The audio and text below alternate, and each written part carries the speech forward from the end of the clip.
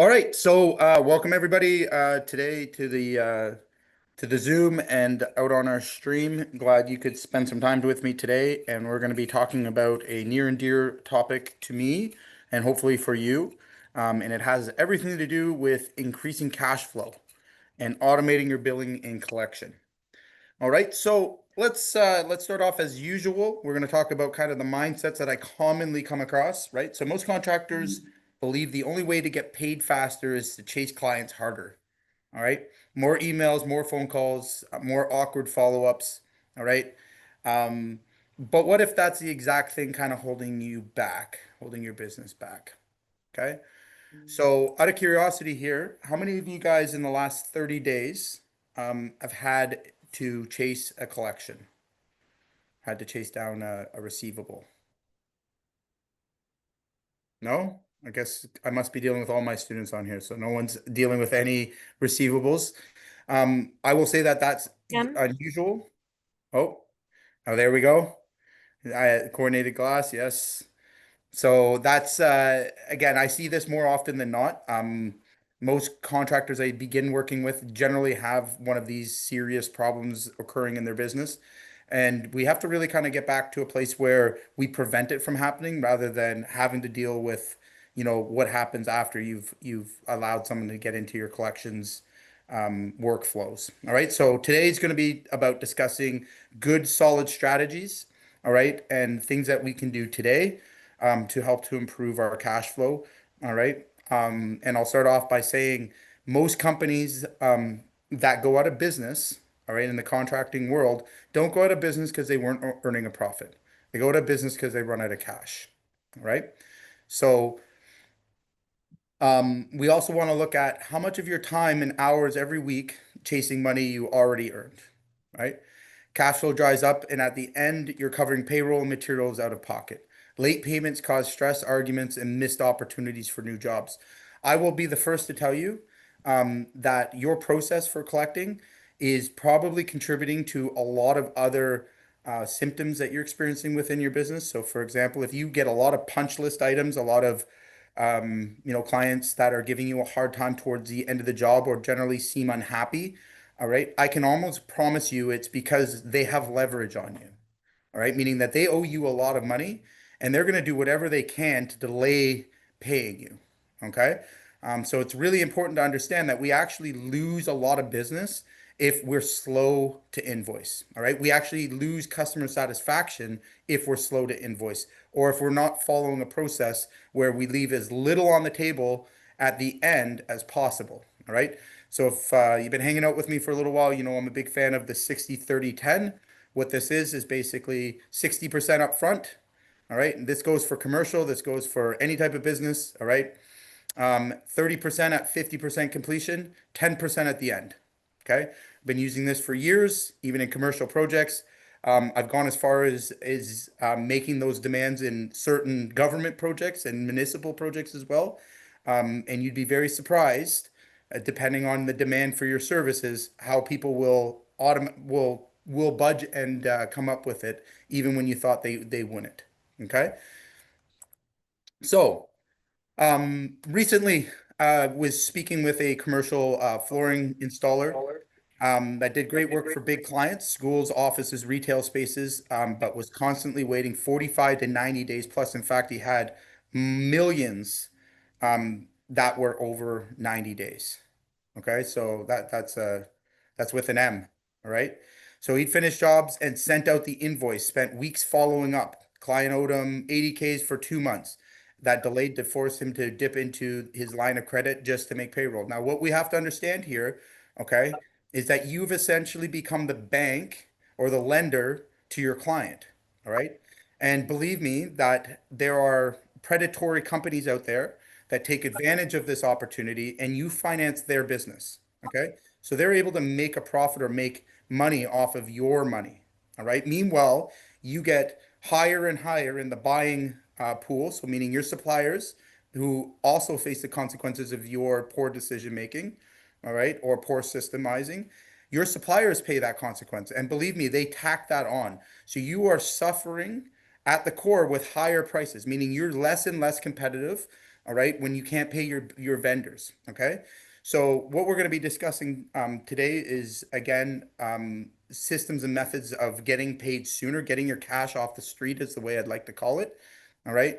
And we should always be focused on this. But more importantly, I want you guys to really pay attention to the systems we're going to use that help us not to have a receivable in the first place, okay?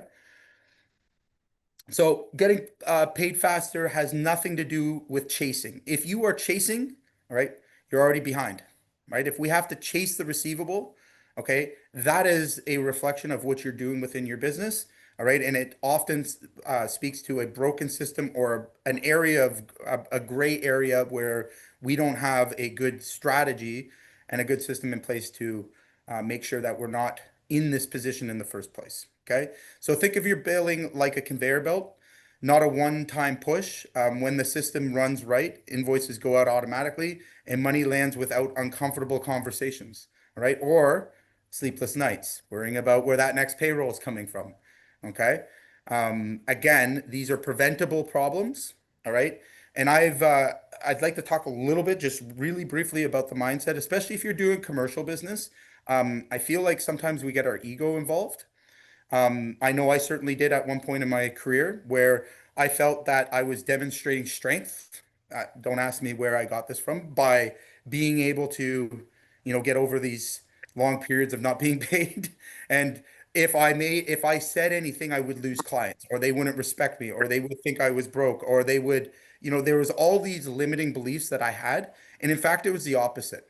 Okay. So when I started to be aggressive about my collections, it signaled to them that I was a serious business. All right. It signaled to them that I was actually in control of my finances. And that's who they want to work with, believe me. Because if you're dealing with larger projects, all right, and they're unsure of you financially, like putting in late bills and stuff, these are all indicators with A clients, good clients, all right, that you're unstable. All right. When you don't have a set process, when you can't follow a billing cycle, when you miss deadlines, all of those things, all right, are actually pushing away A clients. All right. Because A clients want to pay their bill. All right. They want you, to conduct business with them appropriately and efficiently. All right. Now, on the other hand, if you want to attract C and D clients, all right, have a very poor process around collections. You will see that they attract you like flies, okay? Because they're using you. All right? They don't respect you. All right? And it is what you're putting out to the world in this. All right? So I want to talk about what good could possibly look like, and a playbook to make this really simple. Okay. I'm also going to share a resource that's going to be in the chat. It is an SOP from start to finish and how you manage your collections. Okay. Just like every other area in our business, this can be very much systemized. Okay. So number one, first and foremost, tracking your AR weekly. Okay. Every week, we should have a designated time on our schedule if we are responsible for AR, all right, where we are allocating time to it, whether we have a huge AR or not, all right, that we are mentally tuning in, okay, and we are looking at that AR and making decisions there. Now, if you do this very well, you will understand that AR is something we can automate, all right? Now I say automate, all right, with a slight grin, okay? You do not automate until you can manually do these things, until you understand how collections is done and you have a proven process, okay? I'm going to share with you in the chat my proven process that we used for many years before automation existed, and I use with many clients. If you are already 90 days and you have clients at 90 days, okay, you have a bigger problem than automation. Don't try and automate it. All right. We're going to pick up our phone and we're going to start using leverage to get our money back and to get our money off the street. You may need to get a lawyer involved if it's at that point. All right. Everyone's goal, all right, no matter what business, what market you're in, is to never have a receivable go over 30 days. If somebody is allowing a receivable to go over 30 days, in my world, in my opinion, okay, then those clients may not be the clients we want to do business with. Further to that, we have to look first and foremost, did we give ourselves the best opportunity to get paid? Have we kept our WIP under control? All right. When you can answer yes to those questions, that's when you automate. When you have a healthy backlog with your AR, all right? When you have it managed and under control and you feel strongly about your process, that's when you automate, okay? Not before that. But I'm going to put this in here for now. Anybody that's using JobTread or any of those softwares, my suggestion to you guys is that you set up a payment schedule with your contracts. It's unnegotiable, right? Watch what happens. And I've had this discussion with many. I just put it in our clients' templates and we don't argue about it. All right. It's a 60-30-10. You're just putting it out there. It's right in the contract. You should have them agreeing to that contract payment schedule, tying it to your actual schedule with your foreman. And then if you have sub trades, you also tie that to the milestones. All right. Again, think about it as a being defensive. All right. When we set ourselves up for success and plan ahead for cash flow, things seem to move a lot more smoothly. Okay. And we'll get a little bit more into that. All right. We also want to make paying easy. I love this one. Okay.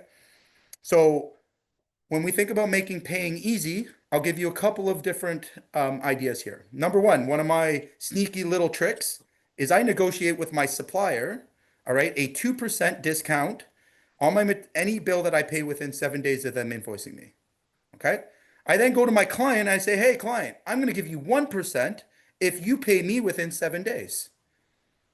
Okay. Most of the time, and a lot of contractors will take you up on that offer because you've increased their margin on your contract, 1 or 2%, whatever it is, and you are now actually giving them an incentive to pay earlier. Okay. Many, again, if you're working with contractors or on cost plus or project managers, okay, very, very strong, powerful way to get them to pay earlier. You're incentivizing it, and they understand. Listen, suppliers have the same problem most contractors have. All right. They have cash flow issues too. They're putting out tons of cash, right? They're waiting for it back. The faster you can get them back money, all right, and you can pay your bills on time, all right, you will find that you pay less and less for the material. It lowers you um, in the buying tiers, okay? And it's an indicator of a really healthy business. All right. So make paying easy, make it incentivized. Okay. Automate invoice delivery. So again, within JobTread, that can be completely automated. If you don't have JobTread, you can do this with QuickBooks. Make your invoices. It's a mental thing, but it's also a process procedure thing. Make your invoices before the project starts. Okay. That way, all right, it's clear and it's easy to send your invoice the second you meet whatever milestone you've agreed to. Okay. And we can have all of that done. And more importantly, an admin or anyone else can send them out. Okay. Second thing, or the last thing here, we want to set payment rules in advance. Okay. So payment rules are, again, these are negotiations we have with our clients. All right. These are discussions we have before we start jobs. All right. It's very important that we make it clear on what the expectation is around payment. Okay. So when we're thinking about setting our payment rules in advance, how many here on this call have a SOP or a policy or procedure that they follow every single time when getting paid? Every single time. Never changes. And Mario, you got a pretty one dialed in, don't you?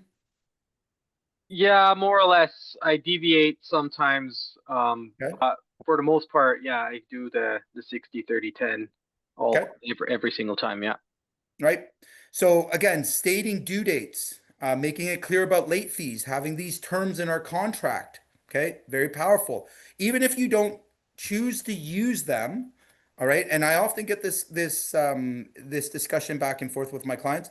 They're doing a $5,000 or $6,000 job. Why do I have to use the 60-30? I'm just going to collect it all at the end. It's not whether you collect it. All right. It's the obligation to pay it that's in the contract. That way, if you run into problems in that job, all right, they can't refuse payment when you make that demand. Okay. So if you have a contract that's set up, it's meant to create layers of leverage. Okay. So again, whether you choose to go and pick up that check or not, and I'm just using this as an example of, how we use policies and procedures and contract, all right, to actually make sure we are reducing risk. Okay. So again, I use the 60-30-10. Do I always collect the 60? or the 30% milestone? No, right? Sometimes we wait till the very end. All right, that happens. It's just a logistics thing. All right. But the reality of it is the customer knows that they are, and it's on the schedule, it's on the thing. We could collect it if we chose to. All right. Now, more importantly, in my contract, I have it written very clearly that non-payment, all right, has some consequences to it. All right. The same thing with they cannot withhold any payment. That's due. If I have concerns about someone paying, all right, I can execute those clauses to use leverage in a conversation with them to get them to pay sooner, right? So again, putting this kind of language up front, number one, is going to help you to very quickly figure out who is, possibly setting you up to begin with, and this does happen, all right? So a contractor, for example, sees this payment terms and goes, absolutely not. I'm not paying you a deposit at all. You're going to get paid all at the end. What do we say to him next? Thank you very much, but I won't be doing business with you. Okay? Or my favorite, paid when get paid. Thank you very much, but we don't do business with anyone that has a clause paid when get paid. Okay? Never ever accept that under any conditions or any rules. Now, the reason we want to put that in black and white, okay, is because you want your team, your staff, and when the business gets beyond you as well, all right, not to make that mistake. All right. It has to be a part of your culture. It has to be something that you have trained everyone to understand. All right.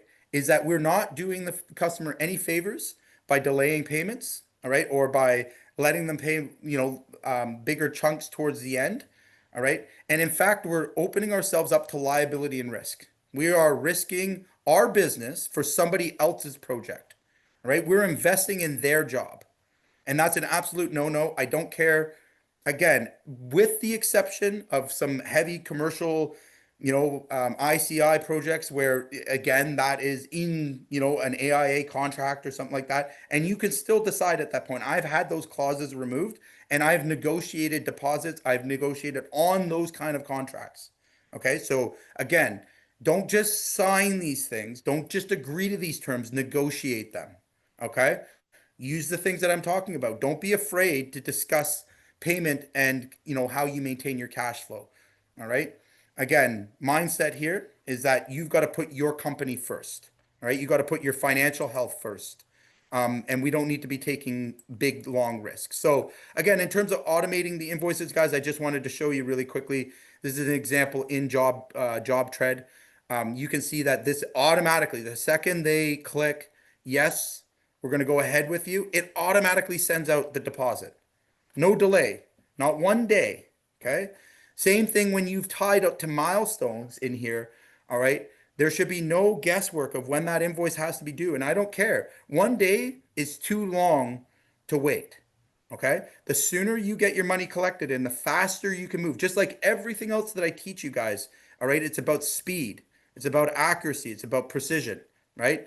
If we did everything right and we were speed to lead, we were the first guy there. We won the job. All right. We one call closed them. We've done everything correct. And then we're lazy with our invoicing. All right. You're also sending a signal. All right. You're also opening yourself up to higher risk. So build this as an automated process right from the bat, right? Everyone should have a payment schedule in their contract. If you don't, that is enormous risk and liability and confusion and gray area and more damage than good. Okay. So again, I'm using one example. You can do this in any kind of contract. You can do this in Excel. I don't care how you do it. All right. But make your payment schedule clear. Okay. Another thing, guys, for guys doing, smaller projects, service, using credit cards, collecting the deposits up front, collecting the whole, call out fees up front. All right. We've got to be sure that people are able to easily pay. All right. If you're expecting people to give you cash or a check out on site, well, you're going to run into some problems there. All right. You've got to provide speed and convenience. We are in the 21st century, last time I checked. All right. They can go to just about any retailer and use their credit card. I can't remember the last time I used cash at all. All right. But again, these are simple things that we can do.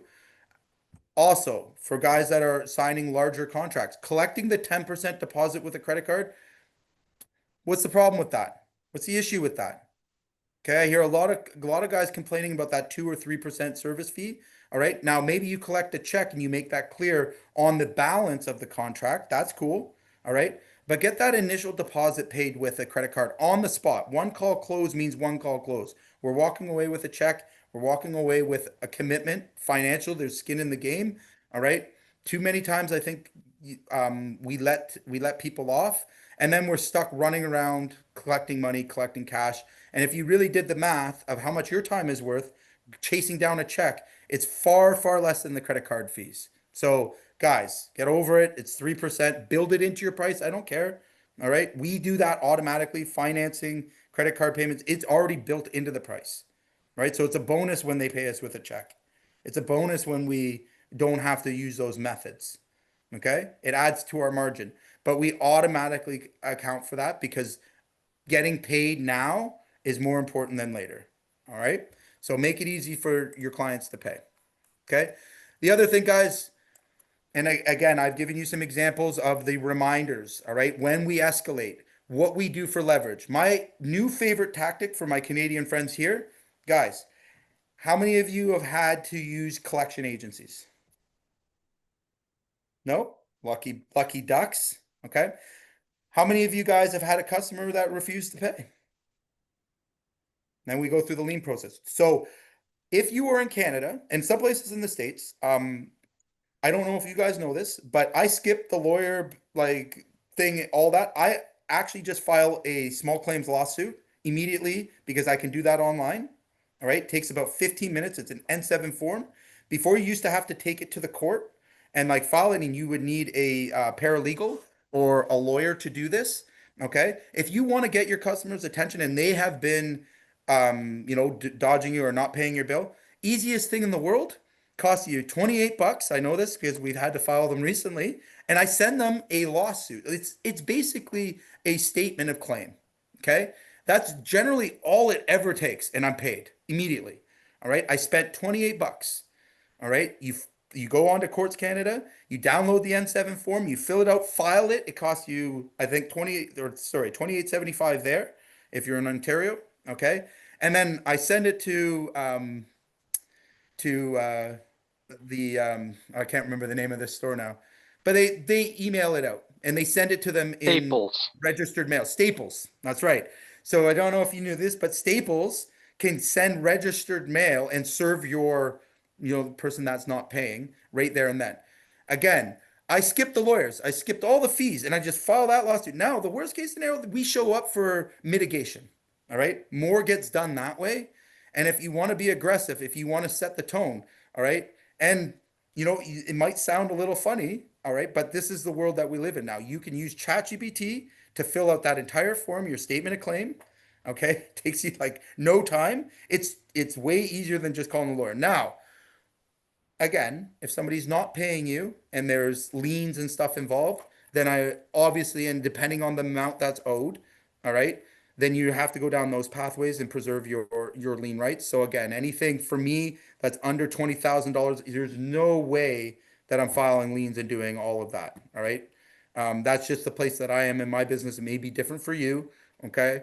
It's much easier to file that personal lawsuit and sue everybody, anybody that was involved with it. Sue their mother, sue their brother, who cares? You're allowed to do that in small claims court, and then you basically use the system to let whoever off the hook. All right.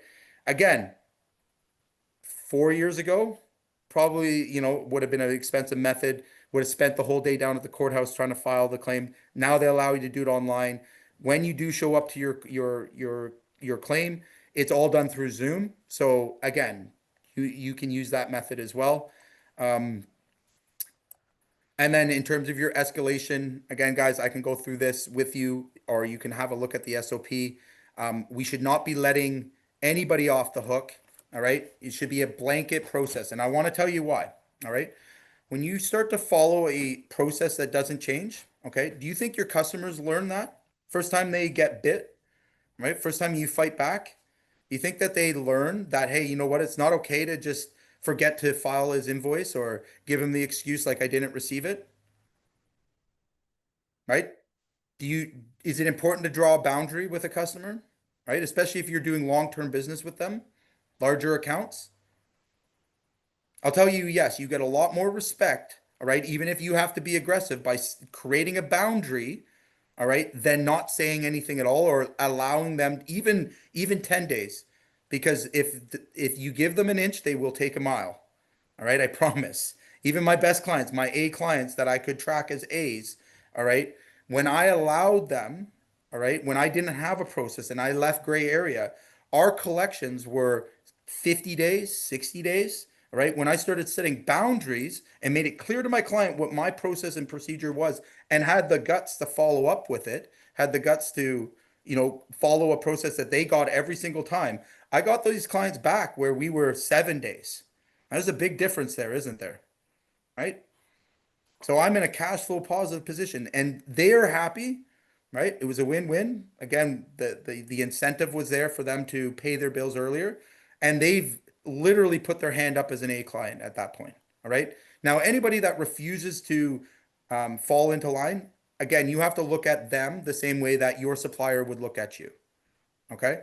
Let me ask you, um, when somebody decides not to pay on time, all right, is it cool for you to call up your vendors or your bank or your mortgage company and just say, hey, you know what? I'm gonna wait, another 10 days. You can wait for the paying. No, can't do that, right? Can't tell the HST or the tax man, hey, you know what? I'm just waiting on some cash. I'll pay you later. Can you? Does that fly? Without fees or without? Okay. So how many of you guys are allowing that to happen? Like, in what world does this exist? Can you go, eat dinner and get up and say you'll pay later? Of course not.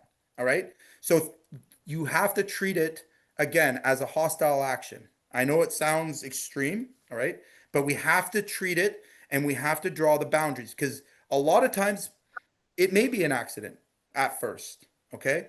But if you allow or reinforce the habit with a customer, you are almost guaranteed to blow that relationship.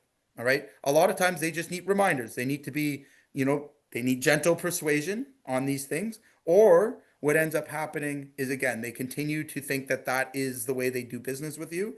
And that will become, how they choose to do it. And again, these contractors aren't dumb, right? They are using your money. If somebody came to me and was like, hey, you know what? Hold my 100 grand. All right. You get what you get, right? You're trusting your money in somebody else's pocket, right? Not good for business. By the way, guys, for you guys that don't have them, I highly recommend them. But cash flow dashboards, again, I'm a big fan of JobTread, as you guys may know. I have these outside of JobTread as well for my other clients. But actually visualizing your receivables, understanding where you stand, all right, beats the hell out of a QuickBooks report. Okay, knowing who the reoffenders are, tagging them, classifying your customers based on their paying habits. All right. Absolutely critical for you to grow your business. Okay. And if you are giving terms or conditions to customers, okay, if you are one of those companies, and I know I have a few that probably watching on the stream that do commercial work and are extending things, I have to tell you, one of the most profound things that I ever did in my business was running credit reports and running credit checks, just like any lender would, okay, on customers regularly. Okay. So don't do it once and forget about it. I mean, have a credit and treat it like it's like you're the credit card company. Okay. Checking what lawsuits they have, what actions they've got coming towards them. All right. You would be absolutely blown away with what you find. Okay. That A customer you think's an A customer. All right. When you start looking into them, you may find out very quickly they might be insolvent. They might be bankrupt. And here you are doing work with them. Okay. You can set up notifications if you're dealing with large customers, right? They have huge, and again, it happens all the time. All right. Before you start a job where they're asking for you to extend large portions of credit, you can check their customers' credibility. You can check your client that's paying you credibility. All right. And these things change. All right. We're all contractors here. All right. We all know probably once or twice in our career have got ourselves into some trouble. All right.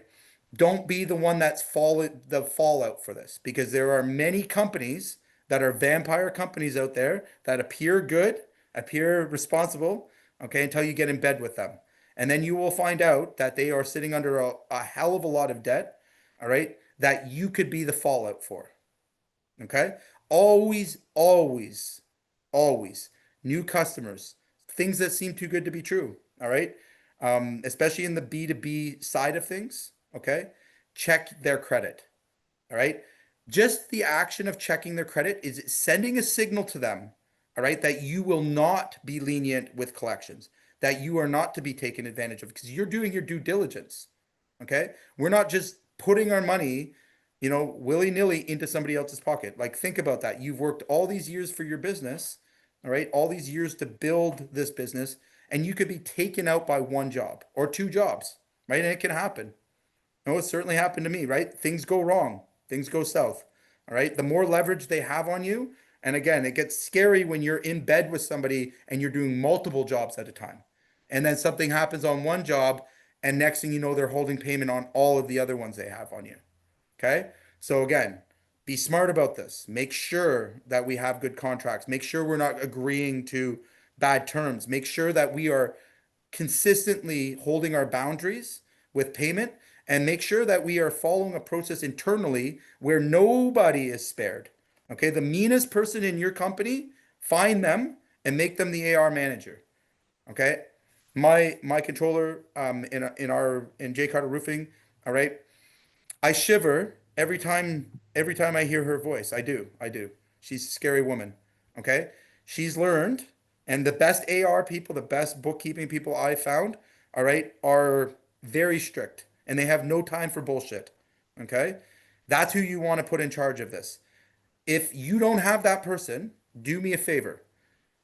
Grow a pair and do it yourself. Okay? Because do not put somebody that is incapable of having uncomfortable conversations like a VA, all right, that's going to just take no as the answer to collections. All right. You're in for a world of pain. All right. If you're going to do that. All right. This is not something that we need to take lightly. We have to make sure that whoever we have has been trained, that we have scripts, that we have ways to resolve payment issues. Okay. And that they're competent in the world of collections. Let me put it to you like this. Would you send your nephew, your 10-year-old nephew, out to do sales? Would you? Okay. But I literally see this day in, day out where we assign somebody who's no idea about collections, is afraid to do that, and is afraid to cause conflict or afraid to, take action, and then are upset about the outcome. Okay. So let me share with you a really quick story about my AR girl, which again, much scarier than me. All right. I again tend to hate this particular job. All right. But we had a builder, dodged her for a week or 2 weeks. Okay. She drove down with two kids, sat in his office until he showed up, and refused to leave until we got a check. That's how we are about our collections, right? Those are the people you need to have. And don't be afraid. Again, like I said, the relationship is less important than it is to get paid. But also, the funniest part about it all is we still have that customer. We still do business with them. Okay. So again, shit happens. Collections is one of those things. Don't be afraid to hurt feelings or to make your point clear. All right. And I think this happens more and more often than it should. All right. But if you're not going to stand up for you, all right, and get your money collected, nobody else will, and no one else will care. Okay. This is how companies get buried. If you're looking at this chart here, this is a client that we're working with, $1.677 million out over 90 days. How would you handle that? Right? Think about that. Like, look at these numbers here. And these are typical in the commercial. I've been in this position. Okay? So, again, guys, there's an easier way to do it. And the companies that are the most successful, the top 10%, the ones that are crushing it in the B2B markets and across the board, okay? I'll tell you one thing they have that makes them superior. They have one mean collection HR person or sorry, AR person, all right, that is not letting anybody get into this position. All right. This is clear as day what's happening. All right. Nobody's getting past that 30-day goal line. All right. Make that a part of your culture. Make that a part of who you are, and people will stop doing it. All right. They'll be scared to do it. Right. Just like you're scared to miss a payment on your mortgage. Why do you think that is? All right. Do we miss our car payments, our truck payments? Do we miss payrolls? Of course not, because there's consequences, right? We have to make sure that the consequences are acted upon. Okay. So let me show you how a flooring contractor can turn this around. All right. And we were able to get 90% of the invoices paid within 7 days of issue. Okay. We offered an incentive. Right? We went to all of their best clients, and to get the receivable down, all right, we negotiated on the terms. Okay. They will make they will make moves for you when you bring the issue up, all right? Again, anybody with anything over 60 days right now, okay? You have a 911 issue. I don't care where you are. I don't care what business you're doing. I don't care what explanation you want to throw at me, right? You have a 911 red issue, okay? Um, Start by automating or start by building payment schedules that are tied to the milestones. That's the first step. Those are good processes to start now. But in terms of going backwards, all right, we have to get on the phone. We have to follow the scripts that I've shared with you, all right? And we have to get all of those red clients back into the green, right? Or again, you know, there's nothing else more important in your business than this. All right. If you run out of cash, and even the little receivables, the $4,000 or $5,000 ones, the longer and longer it goes, the harder and harder it's going to be to collect. Anything that's over 60 days, all right, high risk of collection. Ask any collection agency what they say. All right. If they've gone over 90 days, you've basically given them permission to rip you off, to fully not pay. All right. There's no repercussions. You can't damage their credit. You can't do anything. You have given up all the rights. You can't lay a lien. You can't do anything. All right. You can send a collection agency, but everybody that knows collection agencies, there's no repercussions. It's not going against their credit. There's nothing other than annoying phone calls that can go out. You've effectively put your money in somebody else's pocket, and they're probably going to use it and give it back to you if they're ever going to give it back to you. Okay. Again, avoidable. All right. We could have prevented it by having better terms, deposits, collecting throughout the job. All right. Moving them to COD, refusing their business. Oh, the scary word, right? Refuse their business. If they are displaying class C and D client level things, and to me, a class C or D client is somebody that doesn't make their payments on time. Okay. Doesn't follow the schedule that we've provided, right? Doesn't, you know, voids their contract. And we have consequences for those people. All right. And they're severe. All right. Be that person. All right. So let's make sure that we have some quick wins today, right? That we can take action on. Number one, rewrite your payment terms for your next contract 60/30/10. Okay. This has been a gold standard for me for many years. I know a couple of other clients that are using it that get really great results. What I want you to understand is don't be afraid of what the customers um, think or feel about this. All right. At the end of the day, all right, you're providing the service. If they are unwilling to do this, you've dodged a bullet. Okay. Add a digital payment link or ACH credit card to your next invoice. All right. Think about speed and convenience, right? We add speed and convenience to everything. That is the world we live in. All right. Amazon, people go on Amazon and buy things every day, even grandma. All right. Why is that? It's fast and convenient. Make it fast and convenient. Okay. If you can do that, you're going to collect a lot more cash, right? Build an automatic reminder that sends 3 days before anything's due. You can do this in QuickBooks. You can definitely do it. We can help you out with JobTread, wherever. There's really no excuses nowadays not to have at least the bare minimum of the reminders. Okay. Everyone has a credit card here. Do they send you a reminder of when that is due? How about the federal government? Do they remind you when your tax bill's due? Do they give you a little nudge and say, hey, I'd like 50% of all that you've earned, right? They're not going to let you off the hook for that. So again, think like a credit, a proper credit company, right? Take the initiative, right? Again, for you guys that are dealing with serial non-payers or serial people that like to use and abuse the payment terms you've provided, 1 to 2% early payment discount. Again, 1 to 2% may not seem like a lot. That's essentially what the credit card processing fee is. But if you're doing large contracts, that is a fortune for your client, and you've incentivized, you've increased their profit margin on their job, and I promise you they will take you up on this offer. Again, the better thing to do is split it with your supplier. So again, when you can negotiate these terms of quick pay, make sure your supplier is on board. If we quick pay there, they're splitting that fee with you. Okay, I've been able to do that many times. It works out beautiful. All right. It's even better when I can get 2% from the supplier and I only have to give up 1% to the client. I just made money, right? We just profited off increasing our cash flow. All right. So who's waiting on at least one overdue invoice right now? All right. Okay.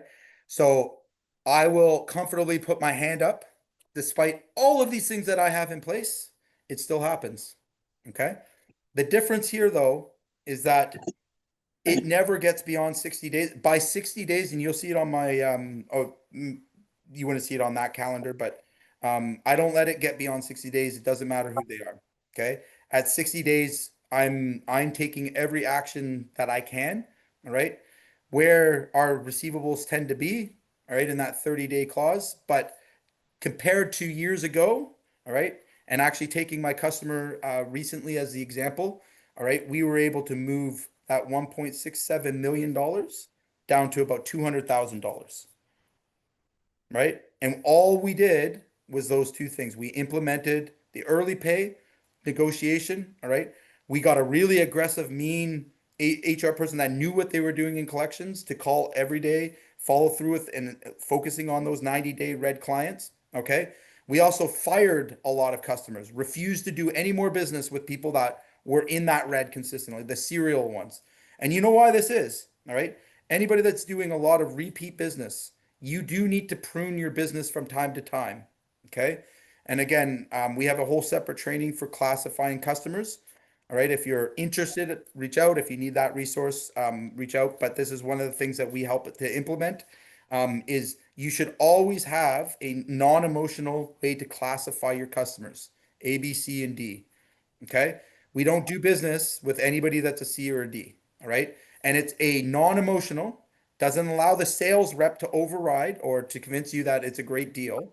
All right. Their data driven processes and their data driven behavior indicates what kind of customer they are. Just like your suppliers, it's an algorithm that you can build in your business. All right. That is a go or no go. And again, I've had to fire customers that we've worked with for years for their bad behavior and their bad habits. Okay. Or at least choose to move them to COD. Okay. And I had to make those, and I can make those decisions all day long. In fact, I don't make them anymore, right? Which is the ideal situation. All right. My team knows how to read that reading. The other part too, guys, for you guys that are heavily into the B2B or into the commercial side, you can also play with margins. All right. So should we be pricing the same margin for our A customers as we are for our C's, if we're pricing C's at all? Is it fair? All right. Is there an opportunity to recover from somebody that's taken advantage of your kindness in the past? Damn right. All right. And you're actually doing the market a favor. You know why? Because if they take your price and let's say it's on low bid work, all right, and you're pricing your C customer higher and they use your price and you price your A at the price that is fair for them based on their behavior, just like suppliers do, all right, you're doing yourself a favor. You're helping your A and you're booting your C. Okay, so play the game, right? Play it ferociously. All right. So again, we have customers that are, that we will never do business with again. That we some from time to time, depending on the bids, we'll give them a price. All right, but I promise you, it's a price to make sure that my client I really want to work with gets the job. Okay. So, anybody have any questions? Anybody have any concerns or problems that they're struggling with their HR? I keep saying HR, I don't know why. AR. Uh, what caught my ear were a lot of things, but I was very curious about that small claims lawsuit thing. Does that Mm, apply for me too here? 100%. Is Yep. there an SOP for that you have? So that's been I'm going to do an SOP now because again, yeah, let me do you an SOP for that because that's very easy because you're in the same, like in Canada, they allow it. Most of the states do as well. All right. So like you can just file it online, right? So you just go to Courts Canada, but I will do an SOP up for you. And that's way easier and gets so much more attention. Like when people think they're being sued, like reaction is night and day, right? Like sending them the collections now, I feel like there's just too much information in the, out there about them not having to pay that, and like they fight with the collections. Like it's just way easier. And then if it does that, like they can't, like you get a default judgment immediately if they don't show up to court, right? Hmm. Court's done through Zoom, right? You just have all your ducks in a row. I think the biggest thing was you can use GPT now to put it in the right format as well, so it comes Yeah. through legit. And yeah, it's What been my go-to method. I don't even hire the collection agencies anymore. I just small claims lawsuit. I think that would work really slick. What Oh yeah, about yeah. You just what value is that up to? it is up to $25,000 in This is Canada. So Robert. everything under 25,000 is small Hey, claims. Robert. Hey, this Anything is Joe over, Crew here from CP Service you would be Office. paying the How you doing today? I'm you'd have doing to get a well, lawyer thank you. involved in liens and stuff. Good, But you good. can Just still calling take to them to see how small you can claims. help me Like you today, can man. still file that I've action. got, I'm listening to a seminar, so Was that M75 or N75? I think it's an N75. So go to N, Courts Canada. All right. Courts And Canada. then there's Okay. just like, yeah, they've made the process really, really slick and easy. I will do up an SOP and post it in school for everybody. Most states, by the way, they've gone to that digital filing, which is really like fast and convenient. There's not too many left that are still mandatory, making you go in and file, right? Because you'd have to see the justice of peace. You'd have to get it like, you remember, I don't know if anyone's ever filed a lawsuit before, but on their own. But it used to be that you'd have to go to court and then you'd have to wait for a justice of the peace. You'd have to go through all these steps. They've just completely streamlined it now, so it makes Yeah. it a lot easier. I know in the States, like you can, some of those places, it's pretty common for small claims lawsuits or I'll just lawsuits in general. finish off one little last question here. Sure. Cash flow dashboard. What would Yep. you recommend for our situation? What do you think would work best? Yeah, so well you're in service, so again we can discuss that offline. I wouldn't want to disclose No, what you're no, doing. I'm just saying I'd like to see Yeah, an easy yeah, way to absolutely. deal with that. So I Yeah. have yeah, for your system, we can set that up in Yep. no time if you want Okay. that, Thank you. right? Anybody else got questions, concerns? Yeah, I got one. Sure. I need to double check up on this and find and look at it again, but I've run across several times when sending a client a proposal with and telling them what the deposit was going to be. Yep. Here in Tennessee, we keep getting comments of we're not allowed to collect more than 15% Okay, of the initial bid by law. so then collect the 15% in the deposit, Mm-hmm. right? And then again, you're like the second you're there with material, you should be collecting up to the 60 or 70%, right? Okay. Yeah. So, and I set that up in your job tread too. So like you just go Yeah, in, I've seen that. but it's automatic, right? Like, and again, it's a Mhm. non-negotiable, right? Okay. And if you are going to make concessions for them, right? Mm-hmm. Again, it's better we have that discussion before we've done any work, or rather than when you get into the job and now they're surprised, right? So again, Mm-hmm. it's just as much a process or a procedure, all right? Mm-hmm. And most people won't, especially when they're first getting going, they won't bat an eye at it. Okay. We Yep. get nobody rejecting it. I was say I haven't had an issue other than if every now and then somebody brings it up. Hey, you can't collect more than 15%. So Yeah, and you've got to obviously comply with your state laws and stuff like that, and that makes sense. All right. But take your full deposit, whatever it's up to. I mean, again, getting that cash in. I always recommend with your deposits that you do put them in escrow. All right. Okay. I don't know, again, if you guys are aware of that or what it's called exactly in the States. We've always put deposits in escrow. Because again, just for your whip and everything else as well, right? So I know a lot of companies Okay. that use that and they shouldn't be. Okay. Okay, so and that's another lever too. If you got a rejection, like you just put it in an escrow account. On larger projects too, that's a very intelligent way. You can get a customer to pay 100% if it's in escrow, right? Okay. You can force that option too. It's something you can do. All right. Greg, for big commercial clients too, I think I've told you this as well, is if a like and even us, we do it from time to time.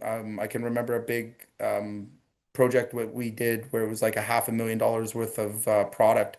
We went to the supplier and we're like, hey, we're gonna do a joint agreement where I tie the supplier in and they sign basically a promise to pay the supplier first and then us. So we don't have to get involved. But there, again, if you want to leverage with that, you can do that too. It's like on bigger commercial jobs, because the supplier has even more rights, and the two of you combined can ensure that no collection issues will occur, right? So again, just food for thought. Anybody else having any other issues?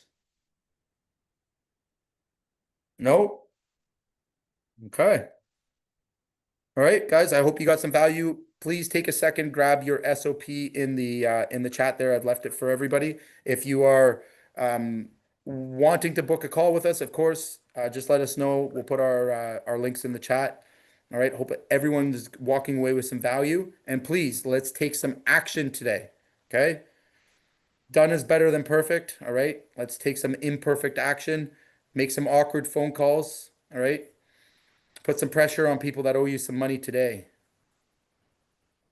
All Hey right, Jay, guys. Yeah. quick question. You distribute or you displayed the cash flow app. Is that something that's in our back office? Yep. Yeah, yeah. For cash flow, yeah. We set all that up. Okay, perfect. Thanks.